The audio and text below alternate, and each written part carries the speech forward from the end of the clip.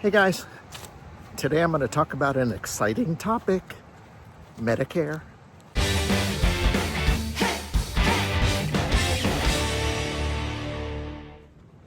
Hi guys, my name is Jesse. Thanks for watching my channel.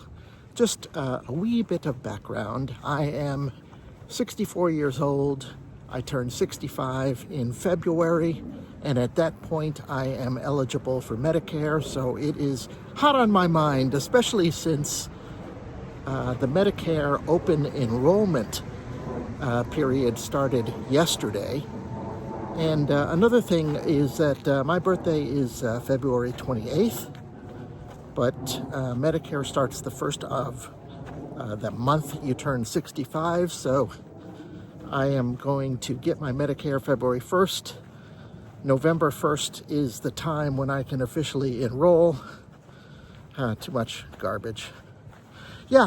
So the reason I want to talk about this, and I really need to stress, this is not advice at all. I'm not an expert, but I want to take you guys through my journey, through my decision-making process, and I hope it'll be helpful. Hope it'll be interesting. So if you aren't familiar with Medicare, and I'll tell you, 6 months ago, I had no idea, but I have done a lot of research in these last 6 months so I can get up to speed. It can be very complicated, but really it can be complicated if you have no idea what's going on. Once you do the research, it becomes clear as mud in some instances, because still you've got to make decisions. You've got to choose among plans in what they call different parts of Medicare, and there's about 6,000 options, and you choose and you hope for the best, and you only have limited information, right? Because you only know your health situation as it is today, but you don't know about it in the future. So as you're making choices based on what would be the cheapest for me right now when I'm relatively healthy, what if I get some serious condition or disease, and did I pick the right drug plan? Did I pick the right either Medicare Advantage or supplemental plan? Yeah, it's kind of like retirement itself. They tell you to plan for 30 years of retirement, but they never tell you if you're going to live for 30 years. Anyway, I have about 95% of the decision process there. And let me tell you my choices. First of all, there is Part A of Medicare, Part B, Part C, and Part D. Everybody, when they turn 65 who is eligible, gets Part A, and that's basically coverage of your hospital stays. Part B is your doctor visits and lab tests and whatnot. And that's really the important part where you need to make a decision. And there's basically two routes you can take. You could take what's called a Medicare Advantage, which is a private plan that will cover parts A and B. Oh, I'm getting in the weeds. Medicare Advantage is more like a closed network system. If you're already in an HMO, you know what I'm talking about. There's a lot of pre-approvals and staying in network. And the other option is getting a supplement to Part B. Part B, and this is really, it's weird and it's sucky. Why does Part B of Medicare, that you have put in money all your life and is supposed to be, supposed to be health care for seniors, why does it only cover 80%? And that's where the rub is. So you can cover that last 20% with a Medicare Advantage plan, or you can stay in original Medicare with what they call a supplement. There's other names for it. Anyway, the beauty of the supplement, not the beauty, I am tipping my hand here because I am choosing a supplement. The good thing about a supplement is that you don't have to stay in network, that you can get treatment without referrals from your Medicaid Advantage plan. Gives you a lot of freedom. It also means that if you're a snowbird and you spend half the year in one state, half the year in another, you're covered. Whereas, let's say I was here in Pittsburgh and I got on a high mark plan, just a plan that doesn't have coverage in network all over the country, you're screwed. And then the other reason that I want to go with the supplement is that, I would rather pay now than pay later. And I don't want to get in the weeds of that, but basically, if you get one of these supplements, one of these original Medicare Part B plans, which are also private plans, you pay a monthly premium, whereas the Medicare Advantage for Part B, you don't pay anything. Have I confused you yet? I've done a lot of research, but it's still very confusing. And again, what I advise, and this is not advice, what I advise is when it comes time that you really look into it, because there's just a lot of these permutations. Haven't even started talking about the drug plans yet. Yeah, so I like freedom. I don't want to get stuck in network. In my past, my wife Summer and I have had a terrible experience. She had an emergency visit to a hospital one night. We went there. She had health insurance, but it wasn't a network. It cost us $11,000. Actually, they charged us $11,000. I worked my butt off on the emails because we were living in China after that. Basically told them, look, she lives in China. She makes a Chinese salary. You're never going to see that again. What can we do about it? And, we are, we're good people. We're honorable people. We think it really sucks that 2 hours in the emergency room costs $11,000, but we were looking for a solution rather than just ghosting them. And anyway, like 6 months later, I got this email back. No, this actual mail saying that they are wiping it off the books, that we don't owe anything. And I say we weren't married at this time, so it was just her. And I think that was a big, important thing. But had we been married, I don't want to get into that. Who knows? Back to Medicare. I like the freedom.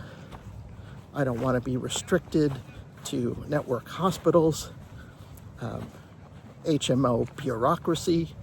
I am sure I'm going to run into my own bureaucracy with, this original Medicare supplement. But that's for another day. So here's the downside. The downside is that, oh my God, I got to back up again. I am not an expert. You should not take my advice. But for Medicare, everybody, whether you choose Medicare Advantage or if you choose the supplement route, has to pay the basic Medicare premium, which this year is $185 a month, but it's going to go up. It goes up every year. Probably going to go up to about $205 by the time I turn 65 in February. So everyone pays that. Then if you go the Medicare Advantage route, you don't pay anything extra. There are lots of things that you do have to pay, like co-pays and I'm not going to get into the muck of it, but they get you other ways. Whereas if you get this supplement, you do pay a premium, and it differs state to state. Pennsylvania seems to be somewhere in the middle, not too high, not too low. When it's all said and done and I pick a plan, I will probably be paying another $150 to $200 a month, so we're up to $350, and now we get to the drug plan. You got to choose a drug plan in Part D, and that's just a matter of you punch in your medicines. They give you an idea of what might be a good plan for you, but of course, you can't predict the future. You don't know what medicines will be on next month, and which is a better plan for that. Anyway, I am going to just pick a plan. I've already picked it out. Doesn't matter for you guys what it is. It's going to be another $10 a month. Then I have a question of, do I want vision and dental? I'm leaning to not, because in my experience, dental and vision, it's not worth it. They don't pay much. You have certain situations, and it seems like everything's out of pocket. And besides, if I am geographically able, I will get this done in China or Thailand on my own dime, which will be much cheaper. Yeah, and finally, I talked about if you're a person who in retirement is going to live one place for some months of the year and another place for other parts of the year, Medicare technically does not cover you overseas. Let me repeat, Medicare does not cover you overseas. But there is a travel exception that will pay for $50,000 of Medicare through the life of your life overseas. There are probably restrictions in terms of it's got to be an emergency, but there is that. And so when I go overseas, if I go to Asia for a couple months, I take out my own international policy. It's not very expensive, and I just do it that way. So yesterday was the beginning of open enrollment. I called my the medical insurance broker that I chose, and I got to tell you, I just chose it based on internet YouTube videos. I've watched, in the last months, I've watched dozens, maybe hundreds. So, who knows? But, all these companies are basically the same. They don't charge you a fee. You pay them nothing. They get their money from the insurance company that they deal with, that they sign you up with. And in this case, what I liked about this YouTube company, they're not a YouTube company, but a company I saw on YouTube, is that they stress that they're not pushing a Medicare Advantage plan, which these insurance brokers get a higher cut out of. So, one last thing. About 50% of people in my position, 50% of retired people on Medicare choose the Medicare Advantage plan, and about 50% choose a supplemental plan. So there's no clear-cut consensus. It's up to your individual situation. I'd love to know if you've been in this predicament of turning 65, what you chose. What else? Oh, another thing is, some of you might decide, some of you might still be working at a company with health insurance when you turn 65. Others of you might decide to take Medicare, to take Social Security when you're 67. So there's all kinds of other situations that you have to navigate that way. For me, I just decided to take my Social Security at 65, so it coincides with this Medicare sign-up, and the way you pay your premiums is they just yank it out of your Social Security. So you never even see it. It's just a, the money that comes in Social Security is already minus what you had to pay for the premium. All right. I am not an expert. I hope you know that.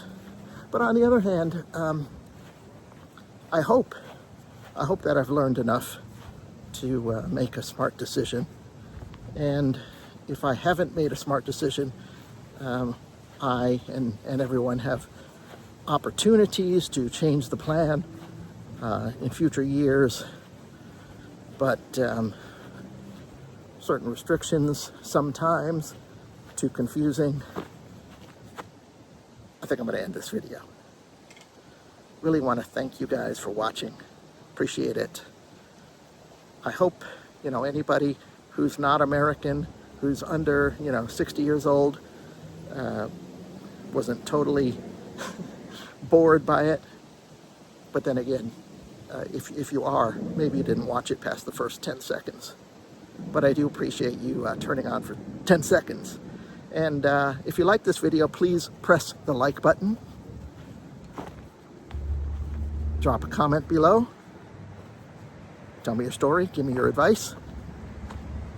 And finally, if you haven't already subscribed to my channel, subscribe.